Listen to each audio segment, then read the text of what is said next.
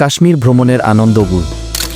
একদিন রুহুল সাহেব ও তার স্ত্রী নাজমা সিদ্ধান্ত নিলেন তাদের দুই সন্তান রায়ান 7 বছর ও আয়েশা 5 বছর কে নিয়ে কাশ্মীর ঘুরতে যাবেন। অনেক দিন ধরে বাচ্চারা বরফ আর পাহাড় দেখার কথা বলছিল। ট্রেনে করে তারা রওনা দিল। জানালার পাশে বসে আয়েশা বলল, মা, আমরা কি সত্যি বরফ ছুঁতে পারব? মা হেসে মাথা নেড়ে বললেন, ইনশাআল্লাহ, খুব শিগগিরই। কাশ্মীরে পৌঁছে তারা যেন স্বপ্নের দেশে চলে এল। চারপাশে বরফে ঢাকা পাহাড়, ঝর্ণার শব্দ আর রঙিন ফুলের বাগান। রায়ান ছোট্ট করে চিৎকার করে বলল, ওয়াও, এটা আসলেই স্বর্গ।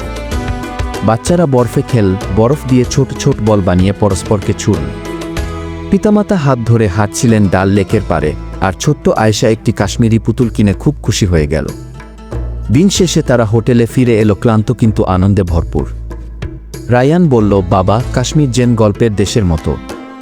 বাবা মুচকি হেসে বললেন, তোমরা ভালো থেকো, ইনশাআল্লাহ পৃথিবীর আরও সুন্দর জায়গা দেখতে পারবে।